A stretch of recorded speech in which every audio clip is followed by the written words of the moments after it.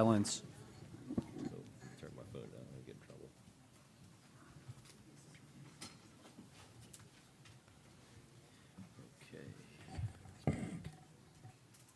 Okay. It is now 5:11. I'd like to call the Community Redevelopment Agency meeting to order. I thank everyone for being here this evening.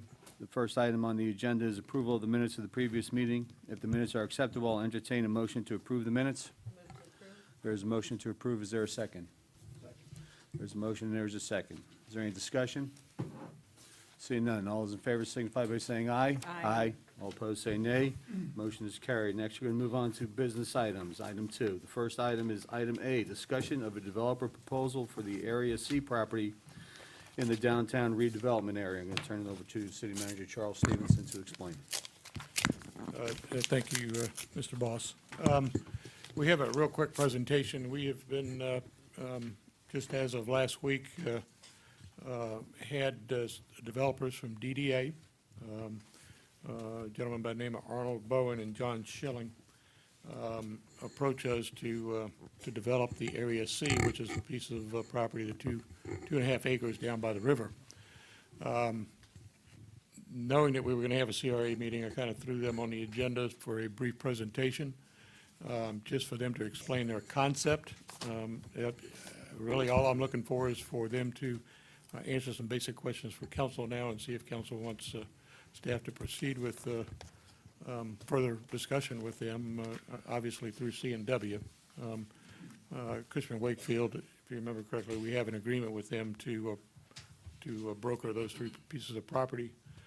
I know that Cushman Wakefield has kind of given them a little bit of direction, but before we got too far into talking about developing C, it is a different concept than anything we've heard before, so I wanted them to share with council, or share with the board, I'm sorry, their concept and see what feelings of council, feeling of the board would be. So with that, I'll invite Bowen and John up, and they can give a real brief presentation. They've got some boards, I think, to show you, kind of explain to the board and to the public what they're proposing. Yeah, senior members, council members. John's handing out, we have some boards, but we've also, all this information, we've got a couple of site plan and some things for you in this package, so I can just kind of walk you through that real quickly. My name's Bowen Arnold, that's John Schilling, we're with DDA Development, we're a local development company here in Tampa, based in Tampa. We are proposing on what we think is a 2.9 acre parcel on south of River Hills Drive to do a 100-unit senior apartment project. And that would be, we wanted to develop that through the, it's an affordable housing senior development. So what I think we want to do is do a 5-story mid-rise building elevator, full security, be a really nice project. We just did a 96-unit development, very similar one in Tampa. And I'd be happy to have all of you come and take a look at it. You'd be amazed, you'd be surprised that it's affordable housing. This would be 100 units, 55 and older, half 1 bedroom, 1 bath, half 2 bedroom, 2 bath. As I said, 5-story mid-rise building, elevator, it's be concrete block building, it'd be a green certified building. The last 5 projects we've done have been green certified. And I've listed some of the things here, the amenities, interior amenities, exterior amenities, and some of the services for you to look at. And then if I could get you to maybe take a look at the 3rd page, we've got what the site plan looks like. That's this page right here. You guys see that? So you can see the orientation of the building. We've got 2 entrances. One is coming off of River Hills Drive. And then the second entrance is be an egress required by the city. We've tried to orient the parking toward the tree line. And as I mentioned, 5-story elevator building. Our goal is to try to, and we haven't described it here, but we would like to do some walking paths and integrate the back part of the property closer to the water as much as we could. And of course, we don't want to be presumptuous with the city. I know that right now, that's mostly treed back there, but I think there's a great opportunity to do some really nice walking paths, elevated path. And in fact, we could even connect to the city park next door. We could probably do some kind of an elevated deck that goes across. So I think there's a lot of opportunity here to do something really nice with access to the water and access to the park. And we think this is a terrific senior location, a terrific senior site. The second page, we have a little bit, you get a little bit of, the next page, I'm sorry, has a little bit more of an elevation here, so you can kind of see what we would be looking at. But, the site itself has got a nice, trees on all sides right now. We try to do our best to preserve the trees, we think that's important. And, we're excited. So, I know we're kind of short for time, so I'll just dive into any questions anybody may have. Are there any questions from the agency members? I do. Have you indicated what the sale price is? Well, these are rentals. They're all rentals. No, I mean, when you means the land purchase the purchase property. price. Oh, we have. I think we're proposing 14,000 a unit, which is $1.4 million.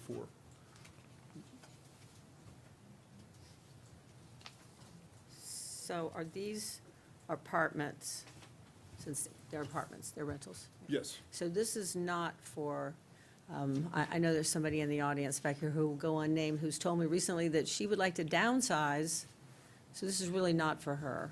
Well, I don't know, it might be for her. A lot of people, 55 and older, and then in terms of this income range, it generally goes from the around $20,000 up to maybe the low $30,000 range. So, that, a lot of people qualify for that. A lot more people qualify for that than they think.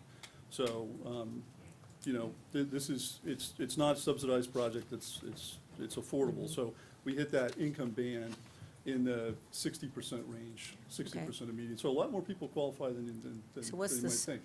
What would the size be, the square footage? The for- units range somewhere between the low 700 square foot range for a one-bedroom and probably in the mid-900s for a two. So it'd be a two-bedroom, two-bath, but they're really nice units. And again, if you want to see what these units would look like, or you want to see the kind of project that we do, you're 15 minutes away to Seminole Heights East in Tampa, and I'd love to arrange a tour for you if you wanted to see it. We also did a similar project in downtown St. Pete 3 years ago called Campbell Landings. That was right next to the hospital in the downtown core of St. Pete, 96 units. Same thing, 5-story mid-rise, half one-bedroom, half two-bedroom, and it's a huge success, and people really like it. We have a lot of happy people there, so that'd be one to take a look at, too. I would. Okay, we'd love What's to the have name you. of the project in Seminole Heights? Excuse me. The name of the project? It's called the Graham at Grace Point. Grand? The Graham. The Graham. Graham. Yep. If you go to our website, which is this, you've got that information here on this package. Go to our website, and photos are there.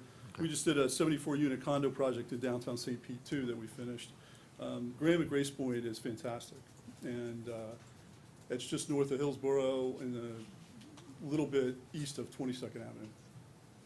But if you want to come down, I'd love to give you a tour. I think you'll really be happy with what you see. And just real quick, while we're asking you questions, I don't know if you wanted to put a couple of boards up front here, and maybe the Yeah. gentleman in the back could focus on them so the audience could kind Okay, of see what sure. you presented to us already. Sounds good. And it could be recorded in perpetuity. And we can continue to have the CRA members, agency members. I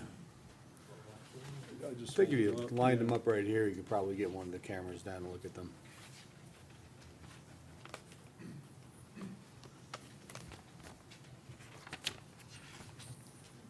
The third board we have there is, we understand, we want to, in terms of the style, the architectural style of the building, we obviously haven't developed that yet, but we want to do something that's consistent with Temple Terrace, that kind of evokes back to its history and would be something everybody would be proud of. So the architect's done some sample boards of some buildings that have a Spanish Mediterranean feel to them.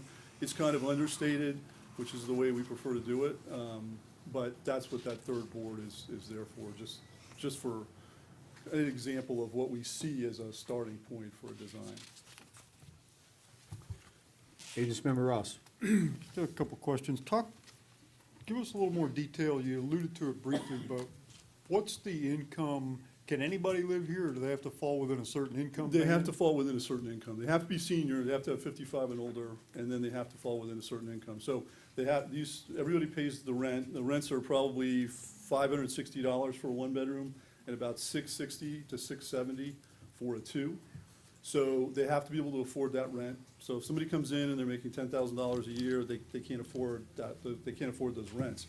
They need to make enough money to afford those rents like anybody would on any apartment complex anywhere.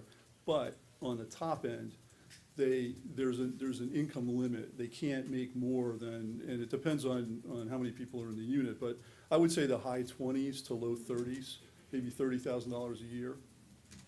You know, that limits, brings a lot of people in. Somebody with Social Security and a small teacher's pension, we have, we tend on these senior projects to see more women than men at the end of the day. It just seems to be the way it works. But you'd be really surprised at how many people qualify for that category, where it's, $22 to $500 a month, and they can live in a really nice, high-furnished, well-furnished, high-style apartment complex that's got management on site and is a place they'll be proud to bring people to. Okay, so they can't make somewhere in the vicinity of $25,000 or $30,000 a year is the most they can make? Yes. What if there's a married couple? Is that combined, Well, or is that each? yeah, it's combined. It adjusts for, if there are more people in the unit, if you got a married couple, then the income limit's a little higher. That's why that gets up into the low 30s, but it's really no higher than that. And I take it, probably with your funding streams that you get for doing a project like this, that this must remain a 55 and over community forever? Correct. It's a 50-year set aside. So, 50 years. Yeah, it's 50 years. So even if it's sold to somebody else, they're subject to the same rules? They that- absolutely are. And in fact, I've been doing this for 22 years, and we've sold our first ones recently. And, yeah, the new buyer is bound. It's a land use restriction agreement that's in place and is recorded against the property. So we go to the Florida Housing Finance Agency, and they do an assumption, and the new buyer has to take exactly the same rules. And it's not just the 55 and older, it's the income limits, but it's also maintaining the property and doing all the things we're supposed to do, having management in place, qualified management in place. So it'll be affordable for 50 years. So how do you mentioned one project in Seminole Heights that you've done that's got the same parameters? Yes. Do you have any others? Yeah, I've done 40 of these. I'm just trying to think of some of the ones that are local. I did an 80-unit project in Sarasota that we recently sold after 20 years. I've done some up in New York. We've done a bunch of them here in Florida. I think the ones that are closest are the one in Seminole Heights, and then one is downtown St. Pete. And those are both 96 unit. One's 96 units, one's 90. This is 100, so you can get an idea of the comparability of the size. So are there any restrictions within this structure to provide some assurance that this is going to be maintained adequately? If it's I don't want to say lower income, but it's certainly not higher income. Yeah. How do we know you're going to take in enough money to keep it up? Well, these projects are all well regulated by the state, and these are not. It's not a HUD project. So we apply for federal tax credits through the state, and if we get those tax credits, then we syndicate them or sell them to a private investor. This is a treasury program called Section 42 of the Internal Revenue Code. The investor brings the money in to build a project, but that investor will have 80 to 85% of the cost of the project invested in this development. And this is probably an 18 or a $19 million development. So we've got a private investor who's put money in, and they're very careful with monitoring the project. The state of Florida, we have to pay their compliance monitoring fees for 50 years in advance. So we'll pay them several $100,000 today so that they can monitor it for the 50 years. And of course, we'll have a first mortgage lender on this too. It'll be a conventional lender, Fannie Mae, Freddie Mac, somebody like that. And they'll come out and do the inspections just like they would. The structure's a little different. We won't have 70% debt like a normal developer has. We'll probably have 10 or 15% debt. But everybody keeps their eyes on these things. And of course, our reputation is tied up. As I said, I've been doing this for 22 years. And, we can give you lots of references, and we can show you lots of properties. And I think gets you comfortable with that. So you said it's not HUD. It's not, nope. No, now, we are applying, one of the things we want to do that I think you should know is that we want to apply to, Hillsborough County is having a funding round, which will give preference to our project when we apply to the state. So we're asking the county for $650,000. And if we're successful, then they will contribute that money to our development, and it will help us compete at the state level. So, I think we've got an opportunity to get some Hillsborough County dollars into Temple Terrace too, which I don't think is a bad thing. How did you arrive at $1.4 million offer, if you don't mind my asking? It was mostly a discussion I had with Charles, but, I guess we felt like, we started a little lower, to be honest with you, but we felt like that was a fairly competitive process. And I know you're doing some things with some other folks too, so, we felt like that was the right number. Thank you. And just that application would go through the Affordable Housing Advisory Committee, is that CBGB funding? No, that's federal funding, CDBG. There's Okay. no federal funding in this. It's the housing, it's the HFA, right? It's the Housing Finance Agency Okay. is conducting the round for the county. The county supported one project last year, and that project got funded. So our hope, it'll be a competitive process. There'll be 3 or 4 people who will probably apply for the same money. I think that, we don't think there's been a project like this done in Temple Terrace. I think it's a great opportunity for Temple Terrace. I think it's a fantastic site for senior affordable, and we like our chances a lot if we're able to go forward. Council Agency Member Gorlich. Tell me a little bit about the floor plan. Are these units, I assume they're all gonna have their own kitchen and Oh, yeah. how they have their own about kitchen. laundry facilities? Is that gonna be centralized or in the unit? We typically put washer and dryer in the unit. Okay. So either be a side-by-side or it'd be a stackable, it depends, but we like to put them in. It's just a better model. And there's no central banquet facility or anything like you would have? No, we'll have a lot of community, we'll have a library, we'll have and I've outlined it here in the documents, that we'll have a gym, a really nice gym, which we have at Graham, the one we were talking about earlier. We have a library there, we have a computer lab, we have a bunch of things there, indoor and outdoor, that we consider amenities. And like I said, I think we'd like to incorporate some paths and some opportunity to get near the water and maybe to interface with the park. And we would consider those exterior amenities, but we don't serve food. And what about the parking, since it's not, it's 55 and older, I imagine everybody there is gonna have one car or more. Yeah, we typically see it's usually more like 3/4 of, so for 100 units, maybe it's 75 parking spaces. We did the 96 units we did in St. Pete, I think we have 83 spaces, and there are lots of spaces that are empty. Of course, that's at downtown St. Pete, so we've had many people just decide not to have cars anymore, but this location, you've got the bus stop right there, you've shopping, Winn-Dixie's half a block, 2 blocks away, a block away. So I think that this location would probably, you would see some people not have a car. So I think we've used a lower parking ratio, but we've discussed that with Charles as well. And Thank you. Agency Member Dunny. So I hate to be the one who brings up the elephant in the room, but what's in it for us after you build the building? Well, that's a good question. We're not asking for anything other than we want to buy the land on a market rate basis. We're going to expect to pay building permit fees. We're going to expect to pay impact fees. We're going to expect to pay school taxes. We pay all the same thing a normal development does. We're going to hire local people. We'll have a full-time manager and a full-time maintenance person here on site. We'll have a landscaper. So there'll probably be some jobs around, but we expect to pay full fees and taxes. So you I pay think full property tax? we do. Okay, that's a biggie for I me. understand. Yeah. Does that include school board taxes It does. as a 55 and Yeah, older community? it's always a battle with the assessor, but we pay, I think I told Charles, we're paying $60,000 or $70,000 in St. Pete for taxes, so it's a pretty big number from our perspective, so. Are there any other questions from agency members? Or do we Yeah, want I to have give? have or do one we more want- okay. question. Then. Would you be Agency Member interested, Choular. would you be interested in moving off of the river and over a block? Where would that be?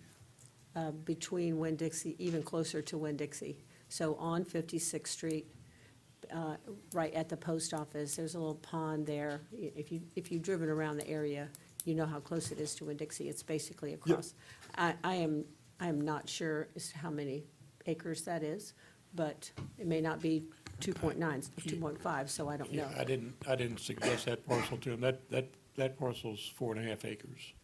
Okay, I think that's there's a little plenty bit of bigger room than for you what they there. need, so. Yeah, I mean, candidly, wanna build more units. if the city, insisted that we go there, we'd love to do something in Temple Terrace. We like the location a lot, so I wouldn't say no, but I think this is a terrific site for senior affordable, and I think it would really be something that everybody would be proud of, and you would be, and I'd, again, encourage you to come and see Graham, and then see that quality of that development and see that here, and I think you'll think that this, I hope you would think this would be a really good site for it. Okay, what's your timeline? Well, this application is due to the county December 1st, so we're a very short timeline. And if we get the money at the county, then we apply to the state at the end of December. And we'll know fairly soon if we get the project. And if we get the tax credits, then we go forward. And if we don't get the local money, somebody else has a better site, then, we may still be interested in this site for other uses. We really like it a lot, and I think there's a lot of opportunity here in Temple Terrace, so. Okay. That would be something. Our prime focus is on this project first, but we would probably have a backup as well. But it's a pretty short timeframe. Yeah, Agency Member Choular. Thank you. I'm sorry if I stepped on you before. Mr. Arnold, thank you for having an interest in our city and for proposing a development project in our city. I have a couple of questions I want to ask, and these questions are more to educate myself and also the residents watching and in the room. And a couple of questions I have that I just want to flesh out is, did we get an appraisal on this property? Or is this just a number that we're playing with, just so we know at least that, Unfortunately, we do not have an appraisal on this property. okay? No. Because obviously this property would have to go through a disposal of asset, or what we did with the other locations as well, correct? Well, we have I advertised. believe members in the back can't hear everybody speaking. Sorry. The parcel's been advertised under the current advertisement that we're doing for the redevelopment area, for all of the areas. We're advertising A, B, and C. So it is properly advertised for sale. What we're, I guess, anticipating is that if this board wants to move forward with this project, is to at least put it under contract, if you would, with certain stipulations. Obviously, we're getting an appraisal. But we're not going to have enough time to get an appraisal between now and December 1. We can certainly try our best, but it's kind of a short fuse, so. So this property was also advertised through Cushman Wakefield in a similar manner as the south redevelopment corner that we. Yes, sir, that's Okay, correct. all right. Well, let me just address that too. We're gonna be flexible with the city if we need to be. I mean, we wanna get this in and we wanna submit it, so I don't wanna miss that opportunity. And if we have to have some flexibility where, the number could go up based on an appraisal, then so be it. I understand. Could go down too, I Yeah, suppose. absolutely. I'm just trying to flesh out any unanswered questions. Understood. So nobody thinks, something's happening in the back room somewhere. I looked at your resume. You guys are pretty impressive. I see the Planning Commission, MPO. You've been involved in our region for some time. You're not just flying in and going to do a cash grab and move on. Do you retain the projects? Do you just develop them and? No, we own them. We're the general partners. So the way these deals are structured is we apply for the tax credits and we get them. And part of the reason that the investors invest in it is because they want to invest with good developers who have good track records. So I've been doing this affordable housing development in addition to other development for 22 years. And I've sold 2 projects so far, one up in the Poconos and the one in Sarasota last year. But we hold all these for the same length of time. I have 2 other projects in New York and Long Island that we did in the late 90s that are for sale now. But we have a long-term guarantee to the investor. So it's typically 15 to 20 years. Okay. So these projects typically are held by the developer for 20 years or potentially longer. What type of construction is it? This is going to be concrete block construction. As I mentioned, we're green certified. We've done the last 5 buildings that we've done are green certified. So we use different products in the roof and the windows, and it's a special designation that Florida Housing requires us to do. We have to have a rater come in, and they test to get that green certification. And everybody knows LEED, but we typically do National Green Building Service or standard. So it's going to be a, you know, high-quality windows, high-quality roof, high-quality, it's going to be a concrete block building, so. How do you, in economics, how do you benefit from this aside from the, you know, obviously the rent's not enough of a return, and you said there's tax credits. What else is there? Is there incentives in stages where it sort of holds the owner's hand to maintain the property throughout the years? How does that work? Well, there's cash flow down the line, depends on how the deal's structured, but the cash flow's not huge. Developers are regulated to fees, we can make a development fee, but we typically don't get that until, we get a little bit of that, but we don't get the whole fee until the project's done, leased up, in full compliance with Florida Housing. And IRS issues a. Who pays the fee? The development pays the fee. It's built into the deal. So, Okay. I mean, that's why we do it. Okay.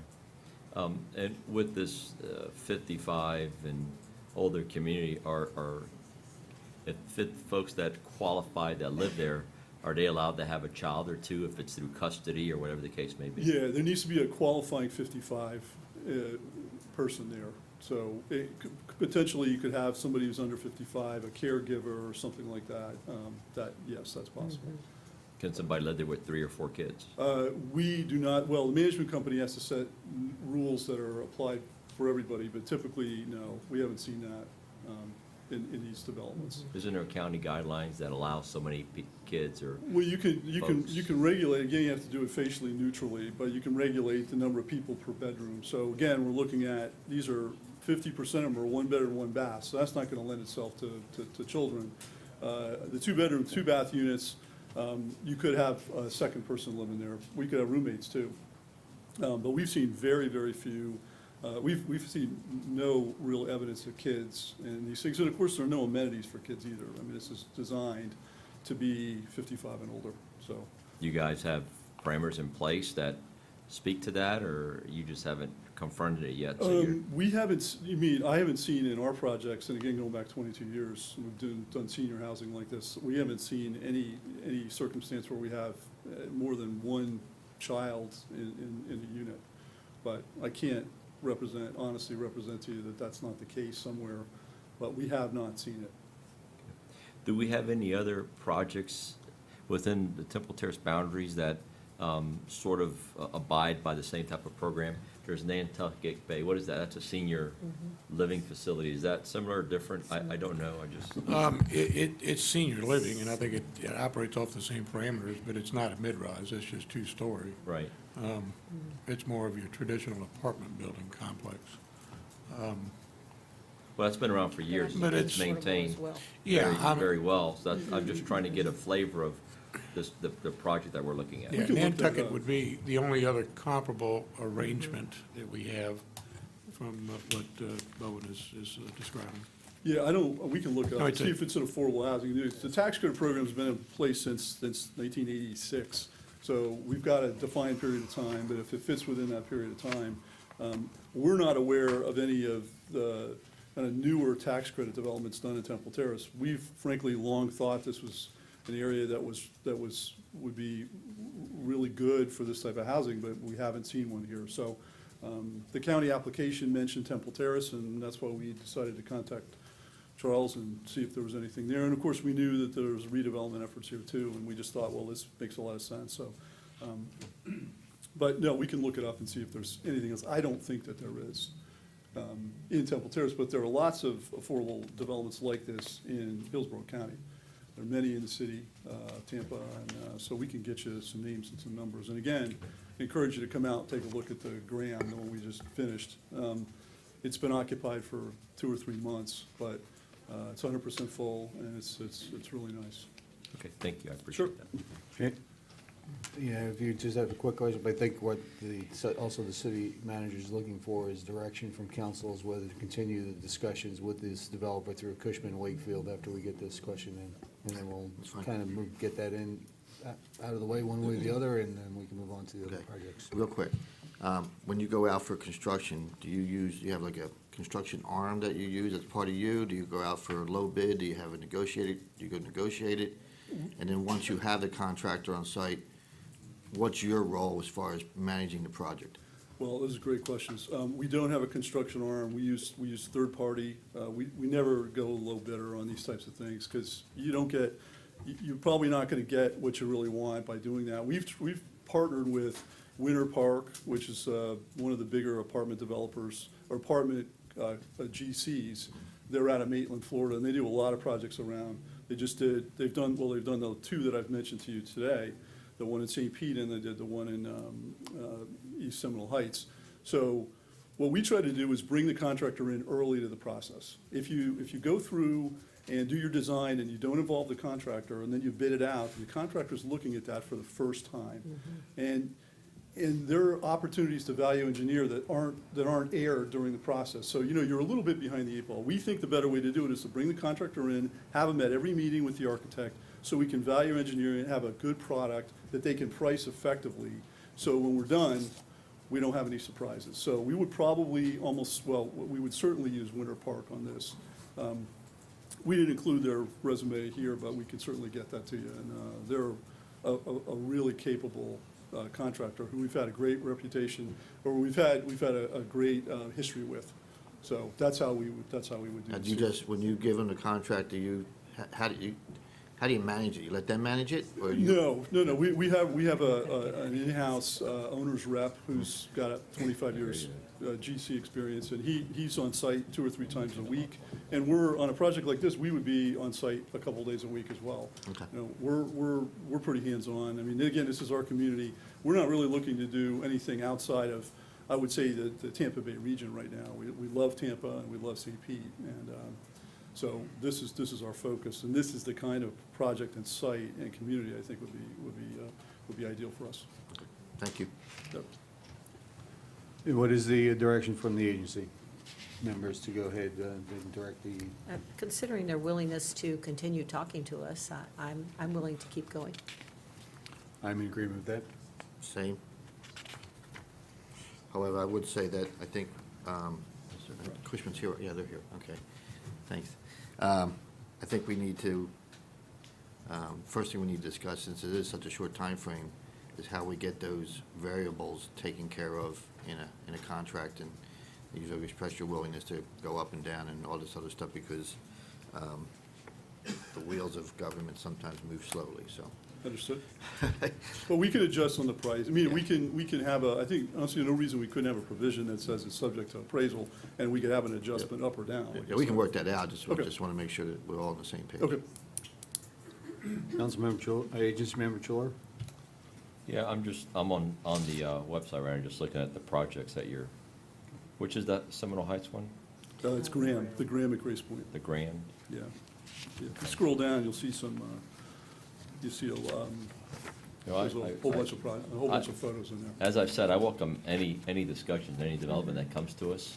And, at the end of the day, we just have to look at what's the best fit for the city. So at this point, I won't say no to anybody. The devil's in the details, work that all out, but let's see what's being proposed, and then let's see if it fits our city, and we move from there. Fair enough. Agency Member Ross? No, I'm in favor of moving forward with it.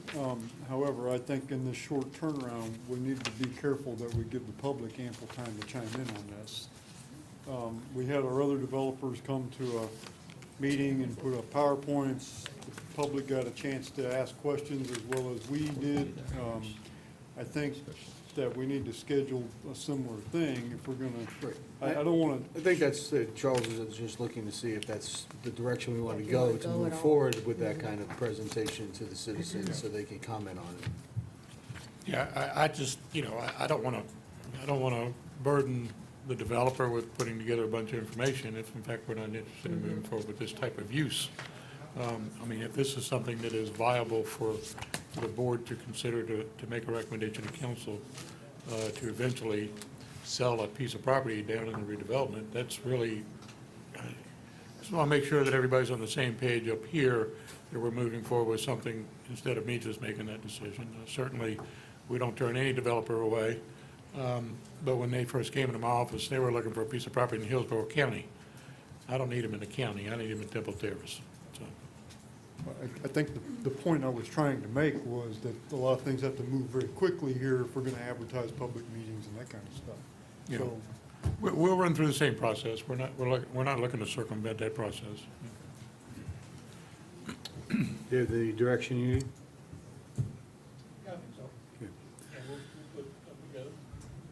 Okay, we're going to move on to item, thank you very much for Thank the you. presentation. We Thank you. appreciate the interest in the city. And we have his contact information It's in that book. in the packet.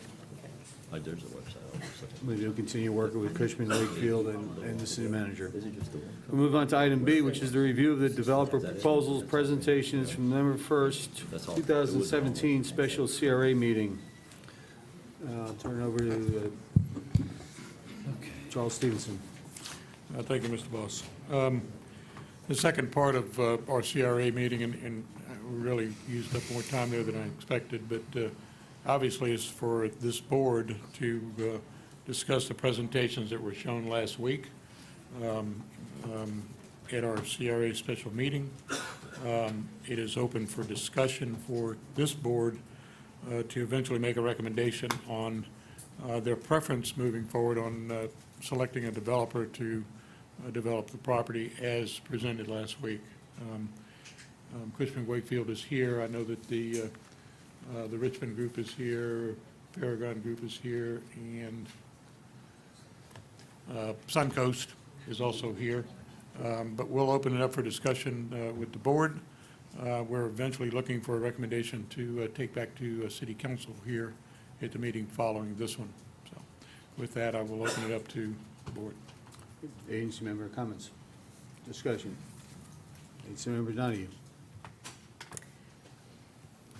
Without sounding like a broken record, there's probably one thing that's driving my curiosity the most, and hopefully we have some answers tonight, and I don't know whether they're coming from you, Mr. Stevenson, or from you, Mr. Berman, but I need to, does somebody have a 15-year projection for the TIF on these projects? Because I'm sure that the banks are going to be interested in how we're going to, it's one thing to pay off the property.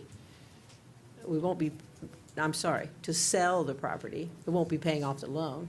None of these are enough to pay the loan, so we need to show them how their loan will still be good. I mean, we're selling off the collateral, and, it's not, we can't really have a signature loan here, so I really would like to know of these projects, you don't have to rank them, but I'd like to know what if we have that information, what the projection is for the annual or TIF for each of these projects.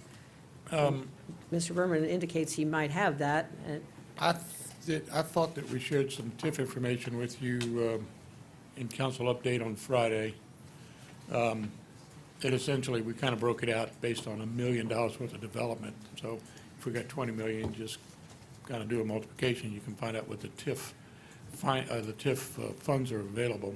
I'm pretty sure that we provided that, and what those numbers are, I don't know. I don't know that I have a copy of it. To answer your question on refinancing this loan, we've had a few meetings with the bank. We've had a few meetings with our financial advisors as well. The bank is prepared to move forward refinancing this loan, but it's also based on how much cash we can certainly give them up front. If we move forward with selling, for instance, just the 3.5 acres on the corner, for $3.5 million, that is a whole different scenario than if we were to go into the make with $7 million. They are waiting in the wings. They know that we are in this process right now. They are waiting for what we propose to them. They have indicated that they're willing to take some cash up front and renegotiate this loan. The terms, they obviously can't give me until I tell them how much cash we're going to give them. And it really is dependent on what kind of deal we strike and how we move forward with these three developers. But as soon as I know what direction we're headed with this, we'll certainly have a serious meeting with them and let them know what direction the city is going and what funds that we think are going to be available. So, I guess. we've given them we've given them all these scenarios, Okay, and they kind of shake their head and say, when you know for sure, we'll have some serious discussion with you. But we've had preliminary discussions with them. They know the essence of these deals. So I guess obviously, the bigger the project, the more taxes it will bring in. My question is, does residential bring in the same or more than a strictly commercial venue? I mean, if we go with the one Paragon, who's strictly commercial, then that gives us an opportunity to also find another another Paragon, if you will. And another research park, another building that's in commercial, keep going. So what I don't know, and I want the audience to know, so that when we finally make a decision, they'll know what this was based on, is do residential units pay more, less, the same as a commercial? That information was in the CRA packet last week. The audience has not heard that. Okay. So this is really as much for them as it is for me. Okay.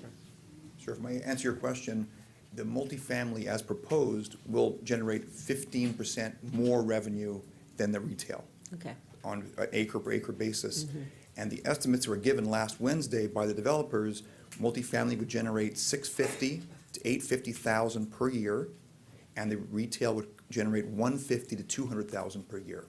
So on the low end, you're looking at $800,000. At the high end, it's $1,050,000 from the 12 acres. okay. Now that's based on not the acreage, but the type of project? Right, the finished product. Okay. That's my question. Thank you. Sorry, yeah, value of the finished product. And I just want to add, that's just the total tax, that's not TIF, because the TIF is other dedicated once the property value comes above, but we can certainly do with our income taxes what we want to apply them to principal of a loan or whatever. That doesn't say what the county's going to give back to us until we get the value of the property exceeding the value back in 2009. So that TIF money then would be additional on top of the ad valorem for the city, if I understand that correctly. Okay, thank you. Any other agency members with comments or discussion regarding this issue? Yeah, I do. Councilmember Pogorlich and Councilmember, Agency Member Ross. Flip a coin? Okay. To be perfectly honest, I know we've been waiting for a long time for things to come, and things have come. And I was impressed with all of the presentations. I have a little bit of concern of taking 75% of that site and making it all residential. What I would like to see, and I'm not against residential per se, but what I would like to see, especially in light of what came for us previously, that maybe we kind of take this in phases. We slow it down a little bit. I know we've been slow for 15 years, but what I would like to see is maybe we start off with the commercial, and I was very impressed with Paragon's proposal. I still do have some concerns about them, as I said before, being born this year. But I think we can get through that. So what I would like to suggest for council to consider is that let's go ahead and move forward with the commercial space. And at the same time, we're moving forward with the property C. That in my mind, changes some of the dynamics for the entire area. And that may spur, I mean, for instance, if we get a 55 and older apartment unit down there, maybe there's some medical admin that comes, or maybe medical office, or something along those lines that will want to move into there. The 75% retail, multifamily gives me a bit of concern. And you can't take it down once you put it up. Okay, so that's my suggestion. I'd just like to see us kind of phase this a little bit differently. And, you know, I'm not totally against, you know, some apartments, but like I said, the whole idea of 75% of that site being nothing but apartments does give me a little bit of pause. And I would just put that out there for council to consider, that maybe we phase this a little bit, and let's move forward with the commercial for now, and move forward with the C area, see what comes out of that. And 'cause I think that does change the dynamics down there a little bit. If I may just add one thing about the multifamily, it's a time-sensitive issue. Well, the first point I wanted to make was Temple Terrace has very few Class A apartments. We did a survey. It shows you have less than 5% Class A, meaning new construction, highly amenitized. So if you're looking to attract, for example, USF professors or doctors from Moffitt or the VA clinic, you need to have these Class A apartments. If you want to attract young professionals, they insist upon the Wi-Fi and the amenities, the dog park. So by building Class A apartments, you attract that element that I think you're looking to attract. The other thing is that the multifamily market, to use a baseball analogy, we're in the 8th or 9th inning, meaning that if we delay a few months, that's not a problem. But if you delay until, let's say, next summer, probably be too late, and the multifamily will no longer be viable. And the third thing is that if you sell the retail corner, and let's say, for example, 2 or 3 more acres to a medical use or other use, now you're down to 6 acres. That's not big enough for a multifamily development, because they must have 200 units to be viable. So once you sell off the corner and another 2 acres, multifamily is off the table. And the alternatives, at least as we see them right now, the alternatives that are available to us now in the offers received would be properties that would generate half the tax revenue and half the purchase price. For example, townhouses. I'm done now. Councilmember Ross. Those are good points. Thank you for bringing them up. And this is not an enviable position to be in. But let me start at the beginning. The citizens of this city had a vision for what they wanted that property to be. I think many, many things have changed over the years since that vision was originally put forth. And most of us have come to realize that that vision, at least in its original conception, is not likely to happen. It just isn't, nobody's come forward to want to build that. The models that have been built in other places are often struggling financially. So I think we're faced with the fact that that original vision, at least its in entirety, is probably not realistic anymore. However, I also think that this council, along with the citizens in the city, really would like us to do something as close to that original vision as we can.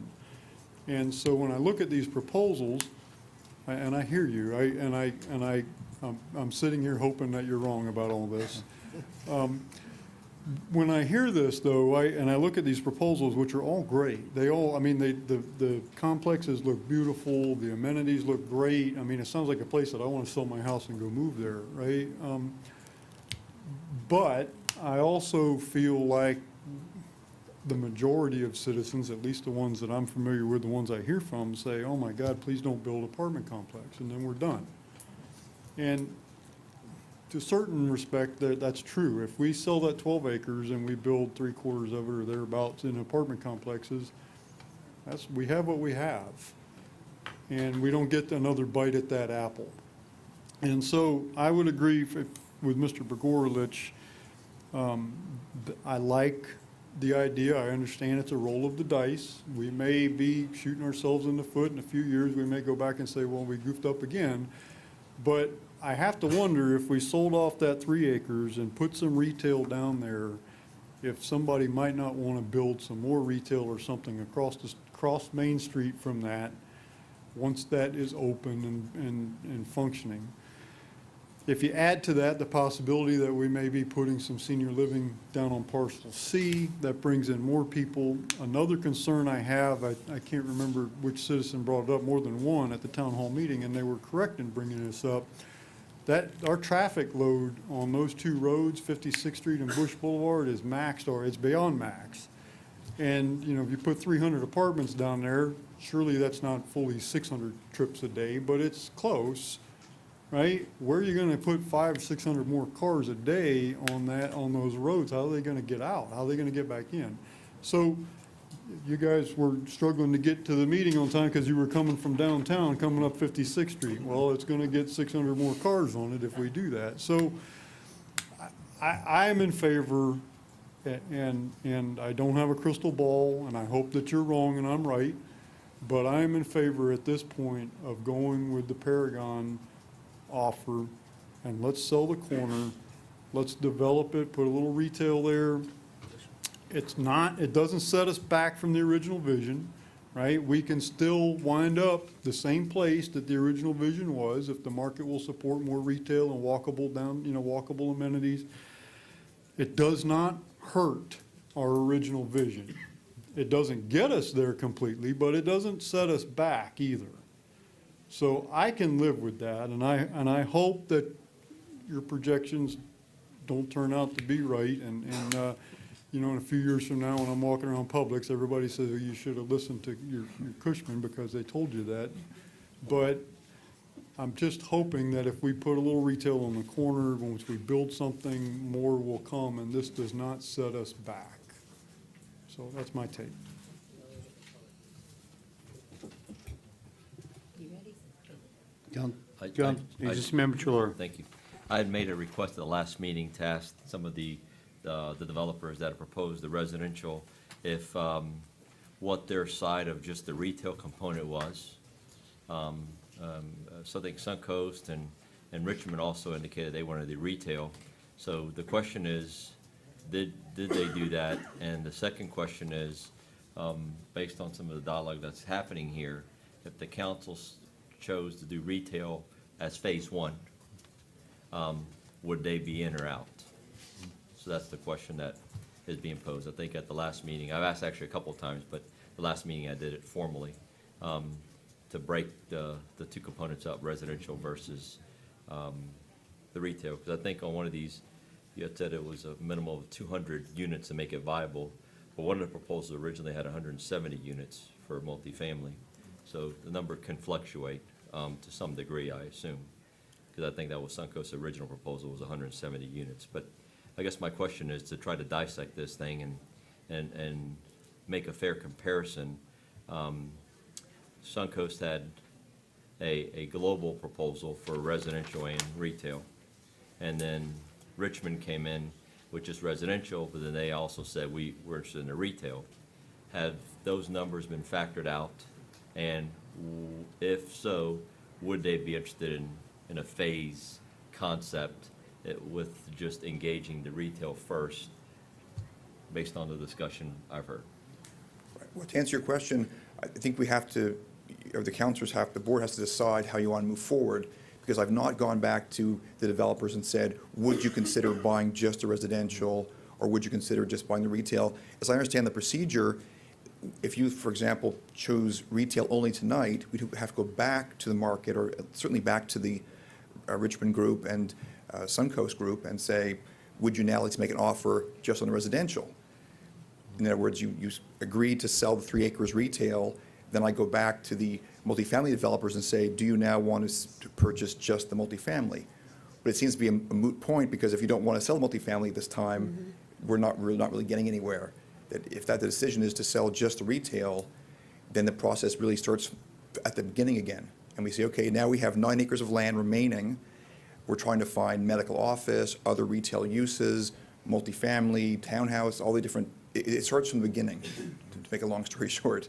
And we begin the process again to find a buyer, developer, or plural developers for the remaining 9 acres. But there's no, all the offers would be null and void except for Paragon, if you accept the retail offer. Okay. Is that your question? partially, but that's fine. I can move forward with my direction. If Tried. That's the answer. Do you want to yield then to Go council? No, it's fine, yeah. David? Well, I think what Mr. Chilora was also asking is, could you go, You guys speak. could you go back to, there was one developer that said retail and residential, but during the presentation, it was very obvious that it was two entities joining together, one residential, one retail. And then we had somebody else that was just residential, but then said, oh, I might want to do the retail too. You can't, could you go back to them and say, okay, the council is obviously interested in retail. Is by bifurcating retail from residential, is that a deal breaker for them? Well, I think the deal doesn't, for example, the Suncoast Retail Group offered to buy all the acreage. So if you say, well, we're not going to sell you the corner, what you can buy the remainder 9 acres, that's possible. Well, I don't think anybody here, I mean, I think we're mentioning Paragon because they're the only one that was just retail Right. for just that corner. But I don't think anybody here has said in solid in gold, carved in stone, that if the other group said, okay, well, we'll do the 3 acres also, and then maybe they pay a little more or whatever, that I don't think that I like Paragon, okay?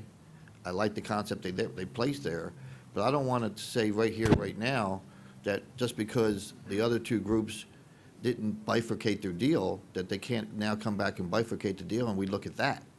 I understand what you're saying now. You know what I'm saying? Now I get it, I'm sorry. Yeah. But I believe the way the process works is we'd have to take offers on the corner, so you have Paragon has an offer on the corner. We go back to Suncoast, and we go back to Richmond Group and say, would you like to make an offer on the corner as well? But those offers couldn't be submitted until November 25th. You have to decide, so it's a reset. It's a reset of the program.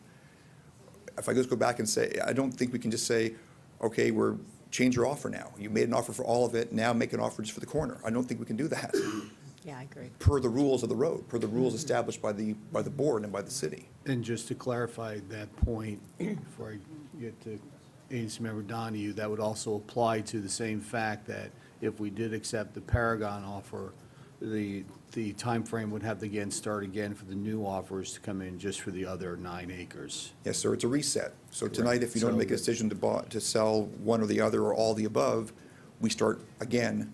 And November 25th is the deadline for the next offering to be submitted. So what was the deadline? November 25th? November November 25th. 25th. And that would apply to what agency member Ross referred to as backing off a little bit, I believe, or even further, but. No, actually, I'm not saying it's perfect, but I'm prepared to move forward with Paragon. I like their proposal. It's hard to jump up and down about banks, but it doesn't hurt us. And I liked the entryway features. I liked the fountain or the tower right downtown. I like some of the things that they talked about in there. It does bring in tax money.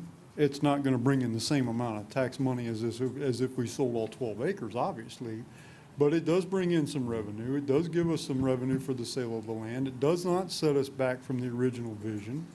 The other 9 acres remains on the market.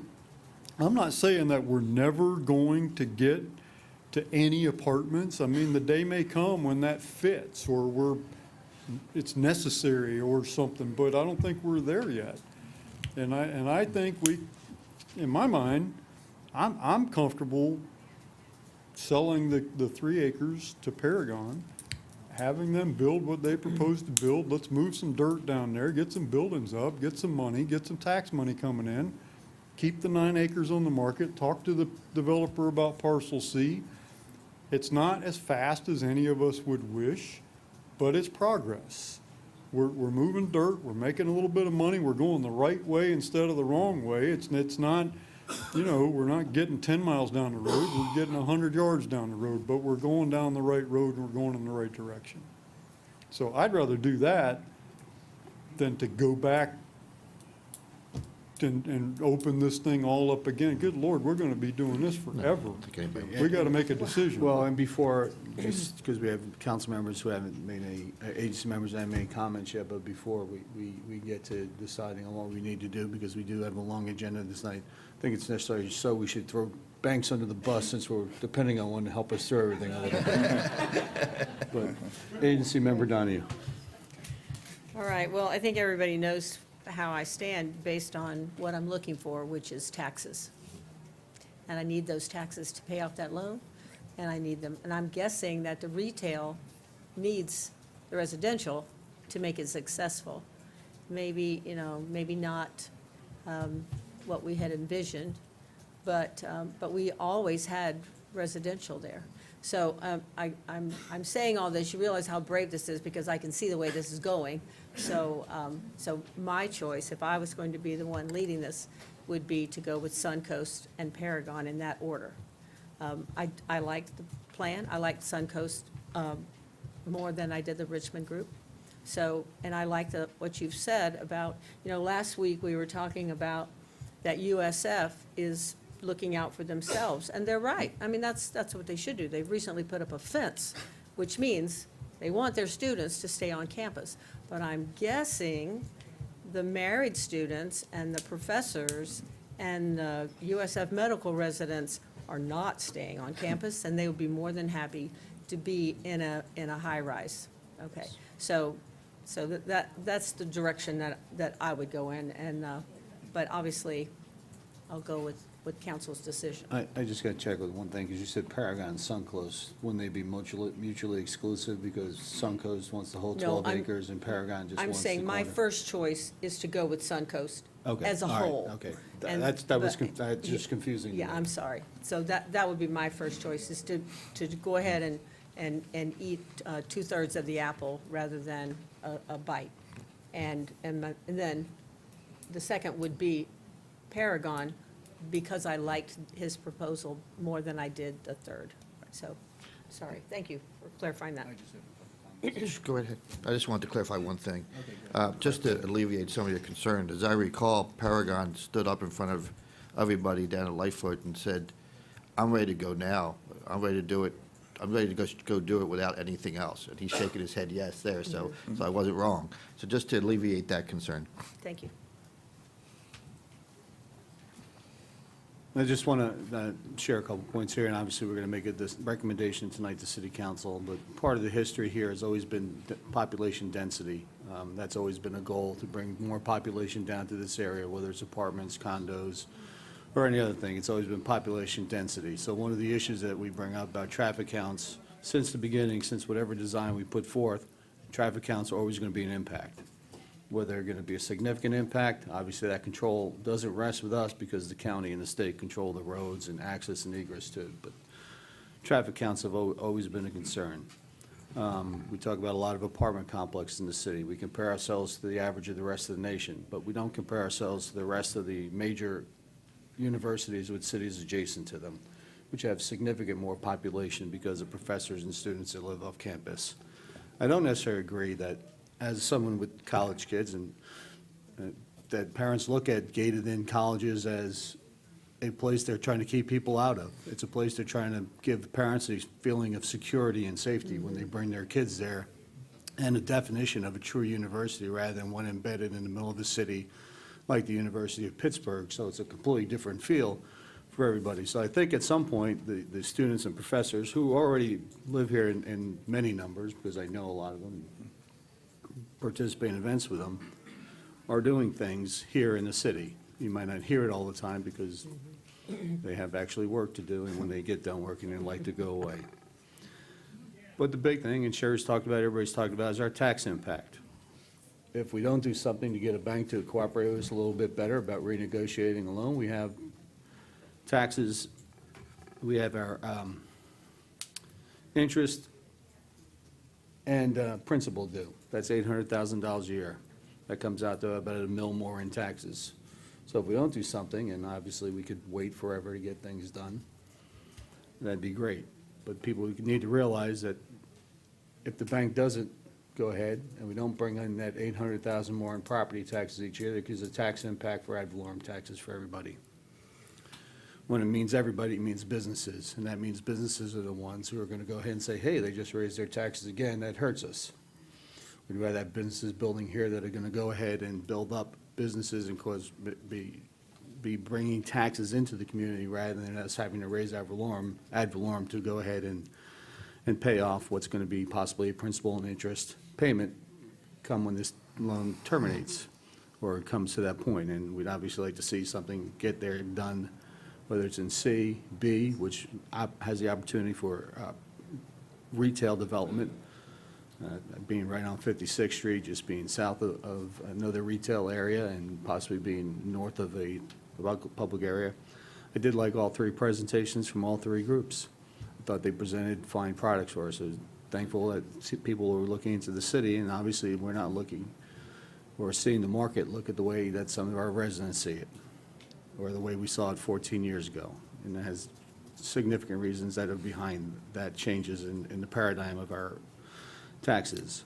But in looking at the Sun Belt, or the one proposal for the whole property, I did not necessarily like the retail development on the corner. I preferred the look that Paragon had over that. And I would be in favor of going with Paragon. I think we probably do need some residential down there to support the businesses that go in there, whether they're going to go into Area B or other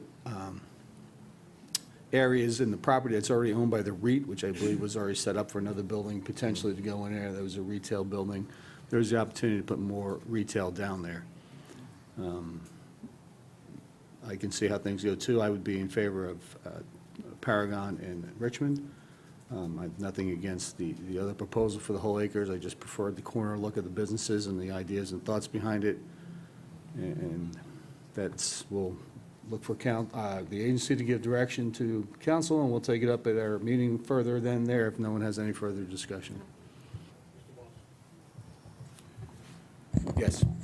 Just as a matter of getting this on the record, you do have two proposals. You have a proposal to do just a commercial with the Wagner Property Group.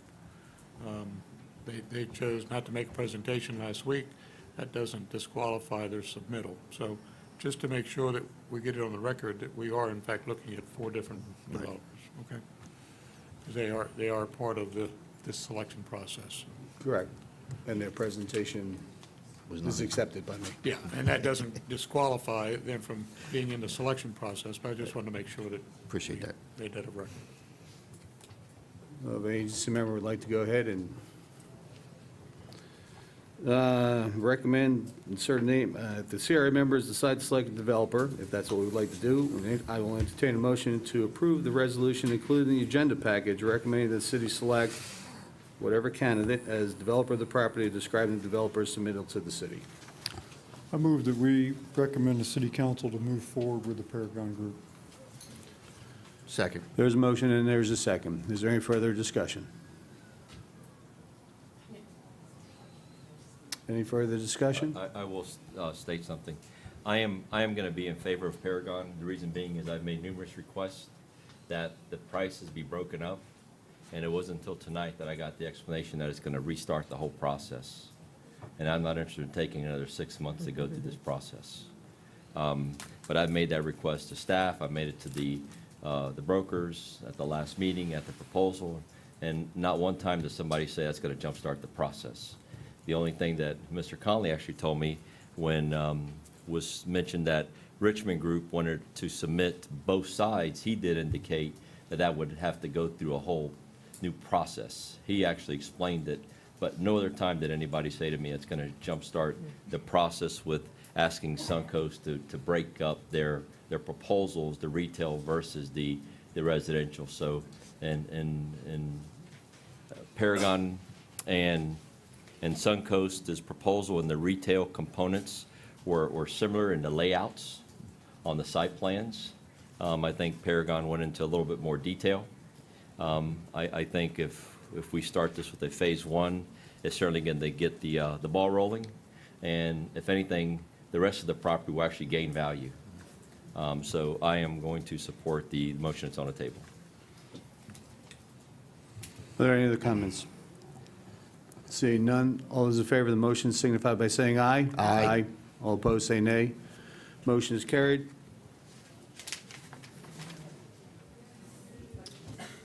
We will bring this up at the city council meeting for discussion at the end, to have the recommendation of the CRA brought before council to discuss, and that'll be open for public comment. Seeing no other business, we're going to adjourn. It's probably going to take about 5 minutes or so. It's 6:20. It's probably take about 5 or 10 minutes or so to set up for the council meeting in order to get the audio video in the back. The meeting is adjourned. Thank you.